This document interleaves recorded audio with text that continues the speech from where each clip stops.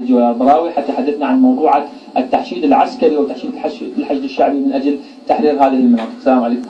وعليكم السلام ورحمة الله وبركاته. يعني منذ 3 أيام تقريبا كنا في عملية تحشيد واستطلاع في هذه المنطقة، باعتبار هذه المنطقة هي أقرب نقطة باتجاه بغداد، ومن خلال هذه المنطقة تطلق الصواريخ على مدينة الشعلة والغزالية والمناطق المحيطة في الكاظمية.